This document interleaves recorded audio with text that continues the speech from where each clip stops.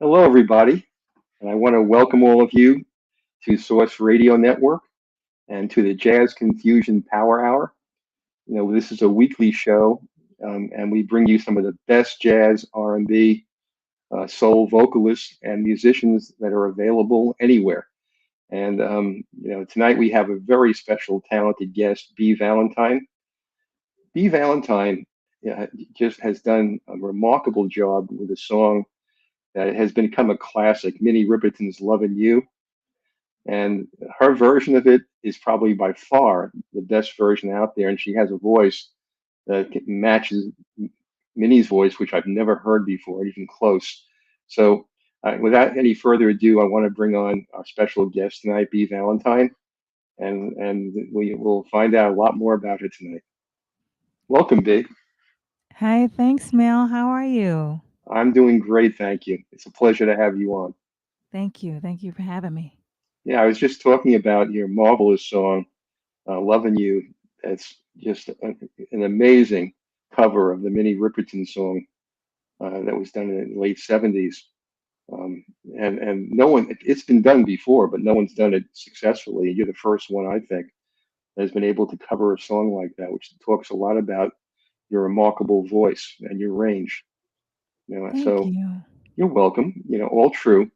So, let's start off by talking about what you're doing lately. What are you up to? Why don't you tell everybody, any new releases, any new projects? I know you're a singer, songwriter, actress, a person of many talents. So, why don't you fill us in on what you're doing now? Right now, I am creating. That is what I'm doing. My husband and I are working on some music.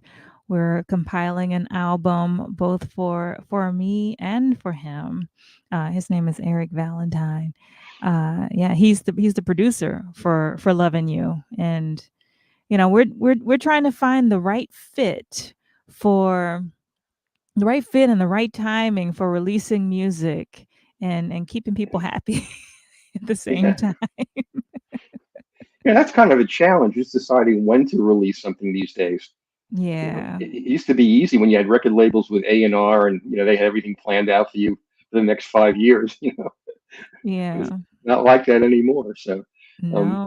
why don't you tell us a little bit about the new music you're planning? Is it something very different for you, or is it the same genre, same path? Or It's within the same lane. We've been exploring a lot of other classic songs and really trying to reinvigorate and reintroduce music of the past that really is classic and resonates with people that listen to new listeners, I'll say, aren't really aware of. So we've been trying to bring that into today and reintroduce that same quality, that same caliber of talent and musicality to today, but with of course a newer spin Mhm. on it as well. That's I don't say more palatable because that I listen to it and it's palatable to me. but but just something that people can connect with more, even more, even today. But also we've been writing music that's more positive, more inspirational, but still cool. Yeah, you're hitting on some things that are so important. One of the things that has happened to music in the past 10 or 15 years, particularly on radio, it's been Mhm. narrowed to urban music, and all the jazz stations, the blues stations are gone. I mean, they're not around anymore. Yeah. Here's the best part: that music is coming back strong today. Jazz is having a rebirth. So a lot of R&B, a lot of the old school. You have John Batiste who's sampling the old school music so beautifully. I mean, Yes. yeah, he's an amazing cat. And then you had other ones too. You had Uptown Funk. There are guys out there and women out there who now are Mhm. starting to bring back that sound, and everybody wants to hear it. They do so well. Yeah. So there's a rebirth, I think, of more traditional music. It has a lot of value. Mhm. And And also the technology, is changed too. A lot. There's a number of artists, and I can mention one in particular, Neil Young, Mm. who pulled his music down from Spotify because it's digitized and it loses its texture. And Mm. and they rec- vinyl is making a huge comeback today. And people want to hear analog. They want to hear the richness and the softness and the subtlety of music. So I think you're on the right track for sure. What you're planning on. It's a great project.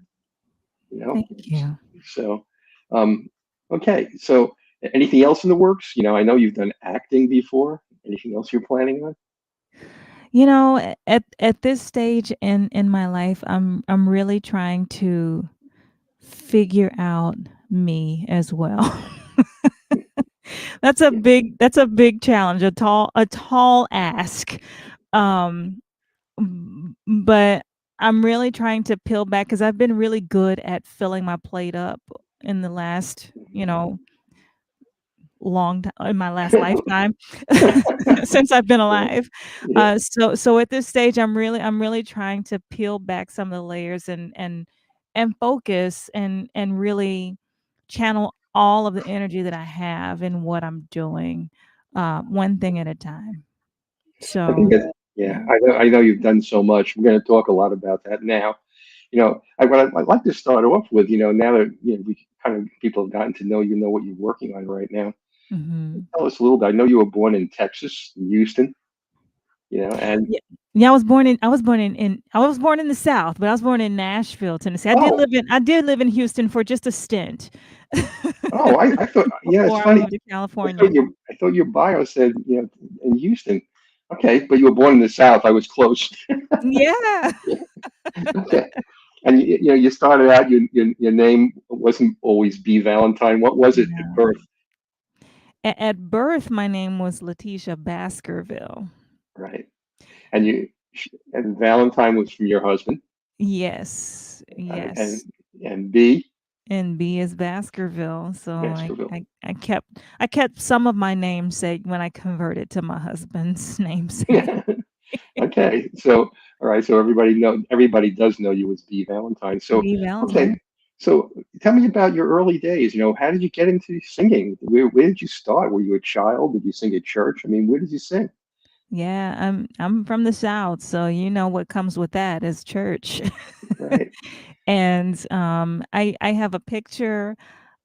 I don't know where it was taken, maybe in the apartment we were living in when I was maybe 2 or 3 years old. I had a microphone in my hand and a pamper on and a T-shirt and, like, 2 pigtails that are a little scraggly, and, I was happy as can be in front of an amplifier. Maybe it was my dad's bass amp, I don't know, but as early as 2 or 3 years old, I had a microphone in my hand, performing to the air, and then it transitioned to performing to people in church, and that's where I stayed for quite a bit of my upbringing was in the church. We spent a lot of time there, and, it was good. It was really good because that's where you learn to connect with people. That's where you learn, uh that's where you learn where the root of it is, the spirituality of it, of the music itself.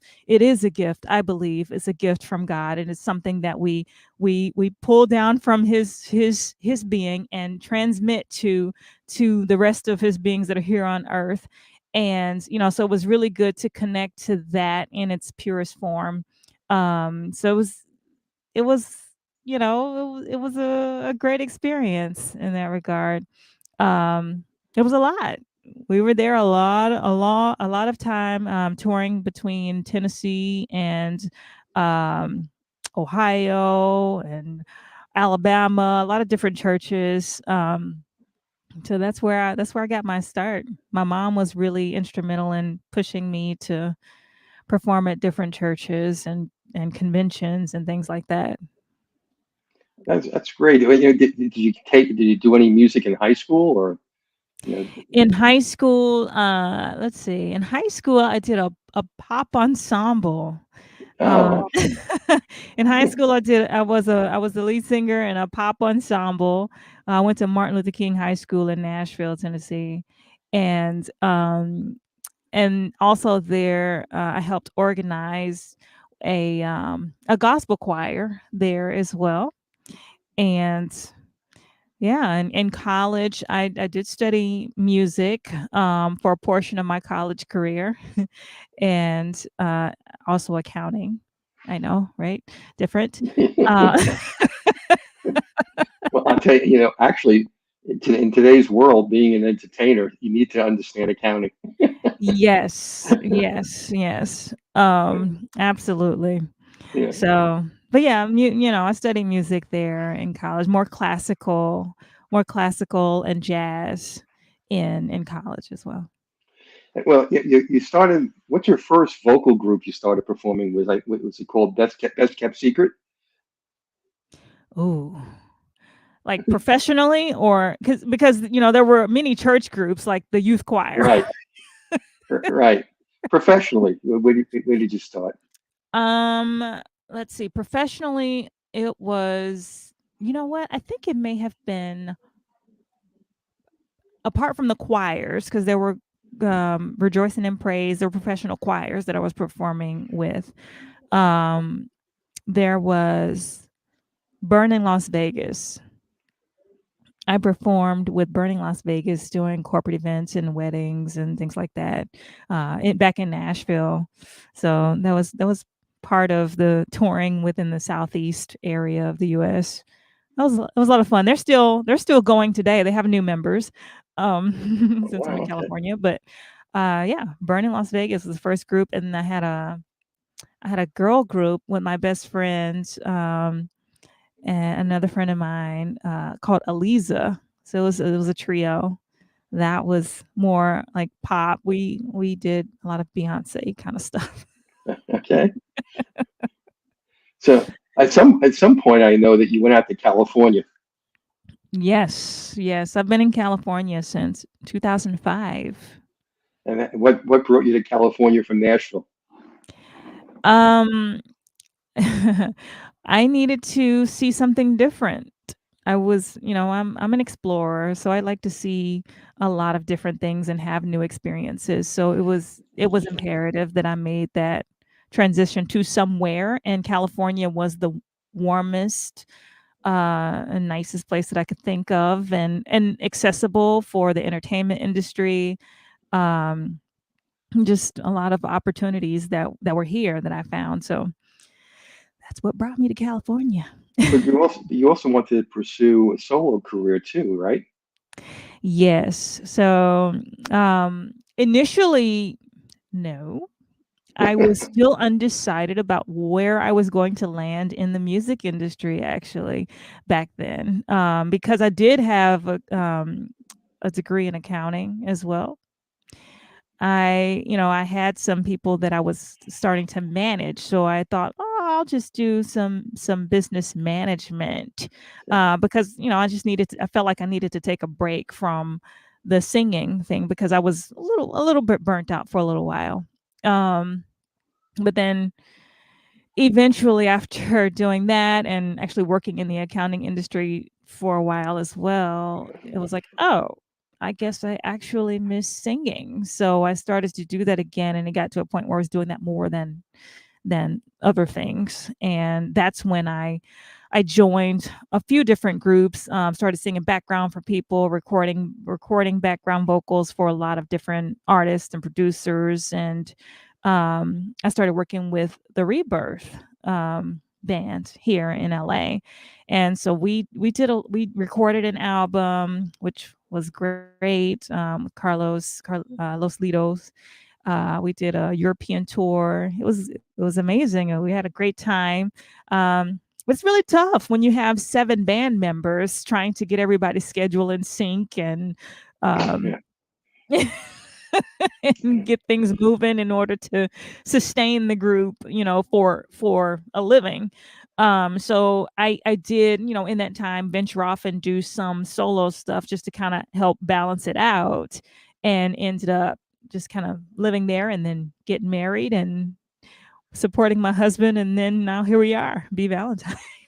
Yeah, Earl, I think during that time period, didn't you get a record contract with Virgin Records? No. You didn't? I thought you got a record contract at No, some point. I didn't. I'm still an independent artist here. Yeah, I knew you Yeah. were. Mhm. I knew you were, but I thought for a brief time I thought you had a record contract. My mistake. I guess I'm wrong. No, but you can tell them to give me a call so that we can resume our conversations and go ahead and seal that deal because it would be a great opportunity. Sure. Okay. Yeah, I knew you were independent all the time, but I thought I read somewhere that you briefly did a record contract and then walked away. You didn't like it, but I misunderstood. My Mhm. mistake. But so tell me about your first releases that I know you charted. So why don't you tell me a little bit about that? Yeah. Well, with the Rebirth, we did a lot with in the UK. So we charted there a good bit with the album being Through the Eyes of a Child. And I had another alias, Baskerville Jones, which started out as a joke. That was my name. And I just said, hey, you know what? I'm gonna release some music with Baskerville Jones is my name. And I did that. So I think it made some noise in the UK and a little bit here in more of the smooth jazz arenas and the single under Be Valentine, which is really the first single that I've released with Be Valentine. It did hit Billboard #1 most added in the week that it was debuted on Wow. radio, and it was featuring the amazing saxophonist Dave Koz. Um, yeah, so we've got a couple of versions of the song out there, and I think it's doing all right. That's terrific. That's really great. So tell me a little bit more about, when you were trying to work on your own and going back and forth, working with a group, doing some accounting, doing some managing. When did you start to focus that you want to be a solo artist? When did you make that decision and why? I think it's a decision that you have to make every single day, to be honest, because it is, especially as an independent artist, it's a lot of work because, when you don't fully have that support system around you to take care of the day-to-day business side of things, the graphic design, the accounting, the booking, the marketing, there's a lot of pieces that that go into play here. And I think, you have one day where it's like, this is amazing. This is exactly what I want to do with my life because, you're just having all this fun recording and singing and performing and mixing with all these other people. And then you have those other moments where it's like, I'm tired. Yeah.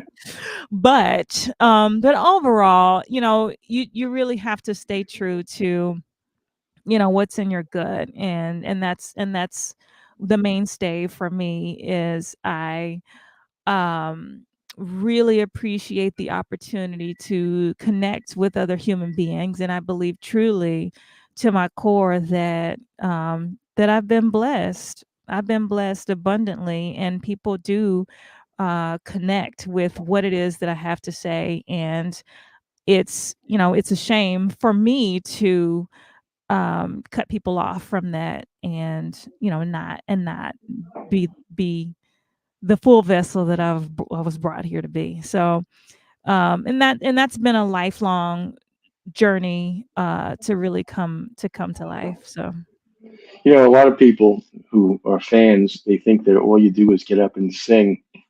you no. know, they have no clue on, the commitment that you have to make, especially today where I mentioned before, you no longer have the record labels, the A&R, or you don't have, the studio time given for free. I mean, it's a total business. So, not only do you have to concentrate on your singing and making a living from recordings and gigs, but the whole business, you mentioned going to the UK and, trying to get all the band members together at one place and one time. And, it's difficult. And for a lot of vocalists, I know it gets tedious, and you have to be so committed and love what you're doing so much. Yeah. I was talking with Maysa.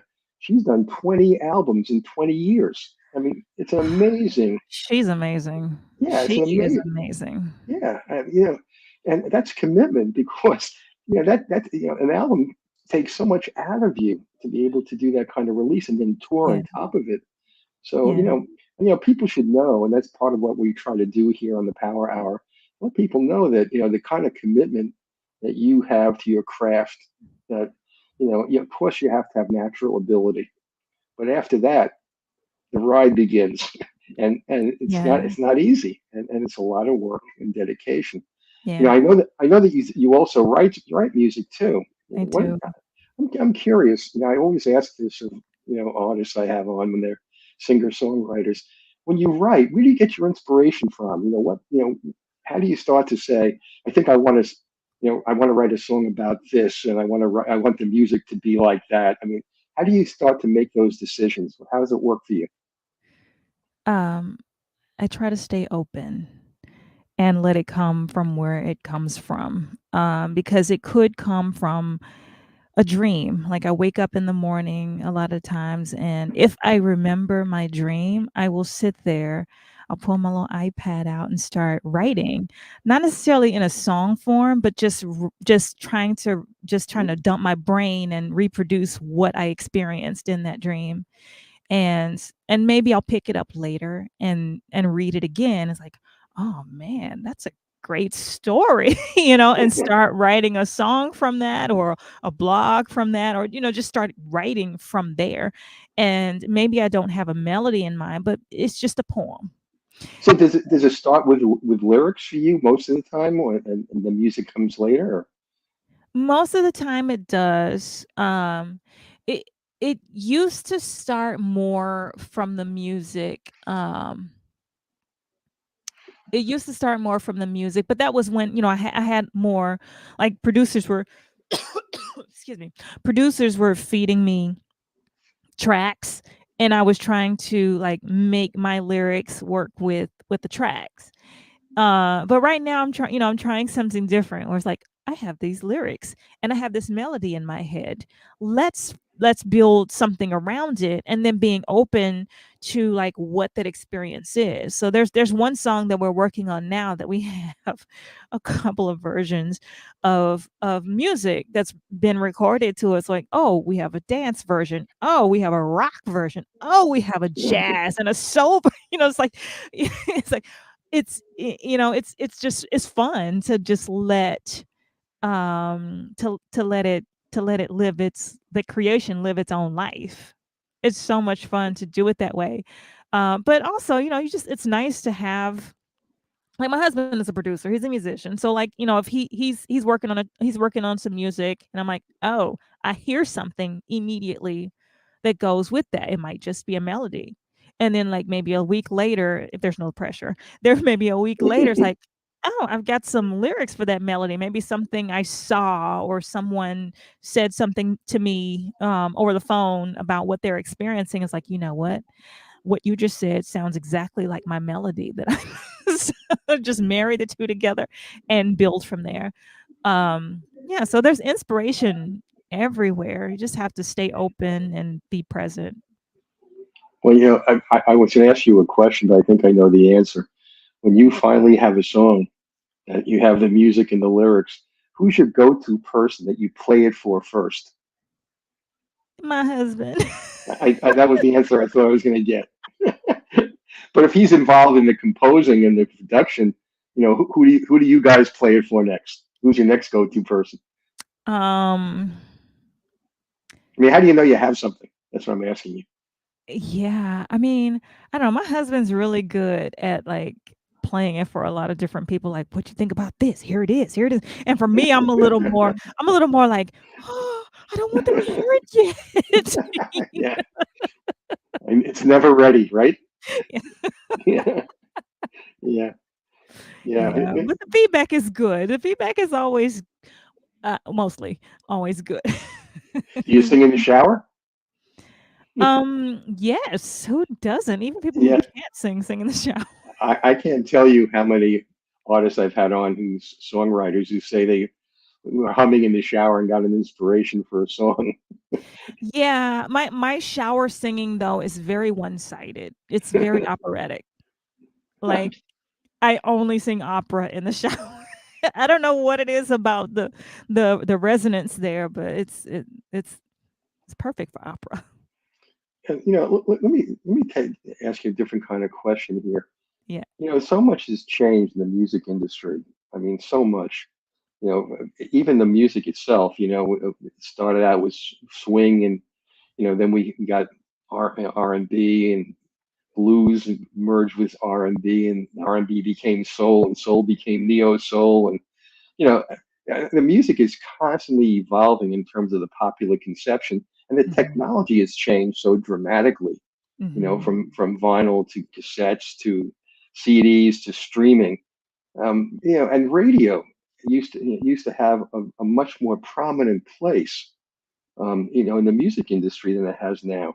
So, when you look around and you look at the industry today, where do you see yourself fitting in, and where do you see yourself 5 years from now? Mhm. I'm still learning that, honestly. It's a really good question. I think, as a creative, I'm very creative at finding ways to, um, just finding my own lane, finding my own path. And at the end of the day, what I feel really resonates with people is when you are true to what it is that's in your core. And people can sniff that out in a heartbeat. Yes, yes. That's the reality of it. Like, regardless of what label you put on it, regardless of what groove you add to it, like, if it's not you and it doesn't fit with who you are and what you're delivering, what you're communicating to people, they know, and it doesn't feel right. And they may not be able to articulate that, but they're not gonna, it's not gonna resonate as well. Do you have a preference, different times of the year, for whether you want to be out there, performing, or in the studio? Do you find studio work as engaging as being in front of an audience? I think it's good to have the balance. There was a time where I was just doing studio work and that's it. And it's a really dark place because, you Yes. Yeah. it's good for a season to like hibernate and create and do that and explore. Um, but at least in the environment where I was, you're needing to shut yourself off from all the sounds of the rest of the world, the in some occasions the light, and you're just here in your microphone and your headphones and your creativity, which is really good uh for a season. um After that season expires, you start to lose your freaking mind.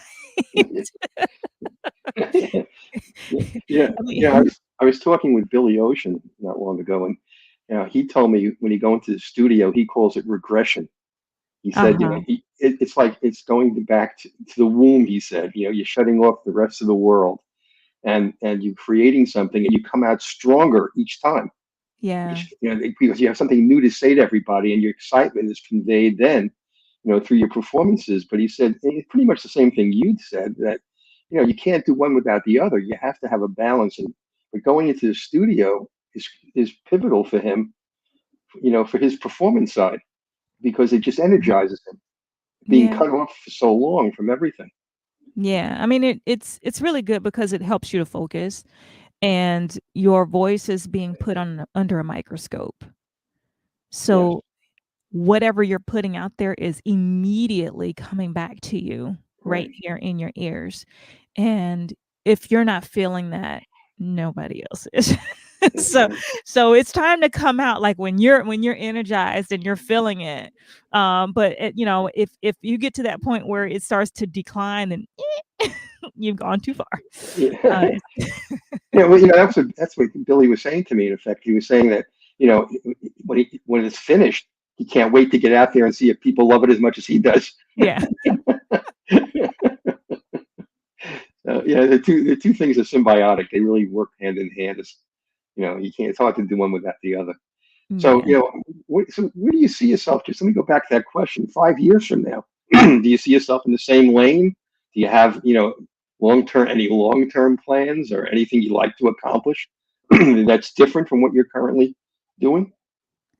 Well, I don't know that there would be anything different just because where I am now is I'm exploring. I'm exploring different sounds. I'm exploring different people and my husband and I have only been married for 5 years. So like this marriage musically as well, from the production standpoint is relatively new as well. So we're exploring, It's great.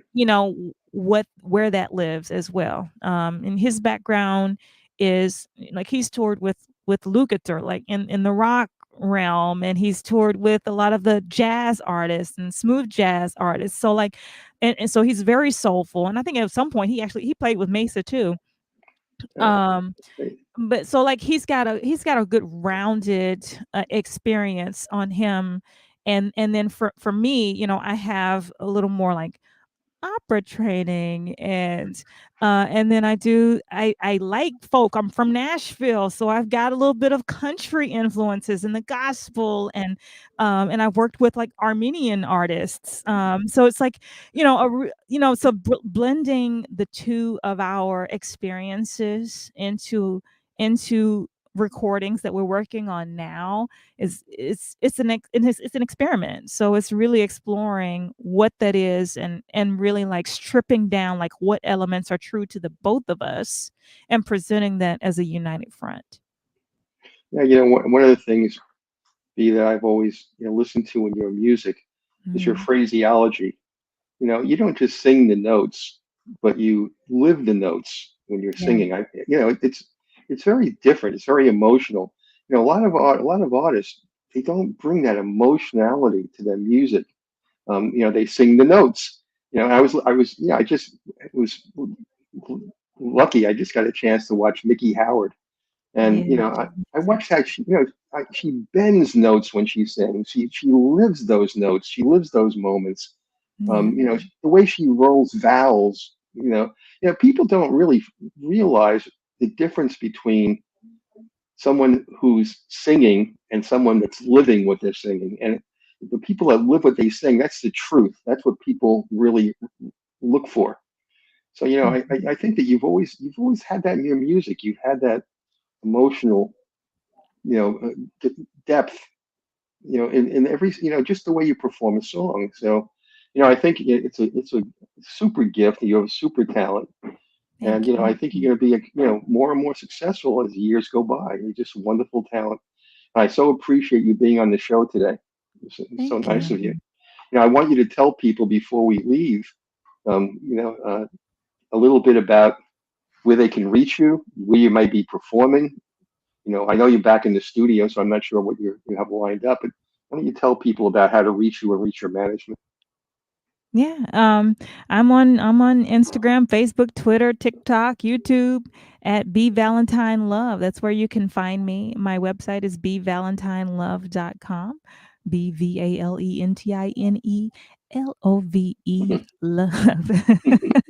That's where you can find me. At the moment, I have not been booking my solo shows, but I am featured in a few places. So I'll be posting things on my website as things come up. But I'm planning to be in Europe a couple of times this year with the Dave Koz cruise and Rick Braun cruise as well. So I'll be out there. Terrific. That's great. Before we go, is there anything you want to leave with your fans or people that are hearing you for the first time tonight? Anything you want to just say in conclusion? Be true to yourself. Love yourself. Take care of yourself. Go to the doctor, get your checkup. Make sure your mental health is in check, and follow your gut. That's what I've got to say. Terrific. Well, good. Well, look, I so appreciate you spending time with us today. It's really been nice listening to you and hearing more about your life and more about your music. So, I hope to have you back on in the near future when you finish your project you're working on, so you can talk about that a little bit more with everybody. Thank you. Thank you. Good. Well, look, you have a great evening, and I want to thank you again. So, thanks very much, and say good night. Thanks, Mel. Good night, everybody.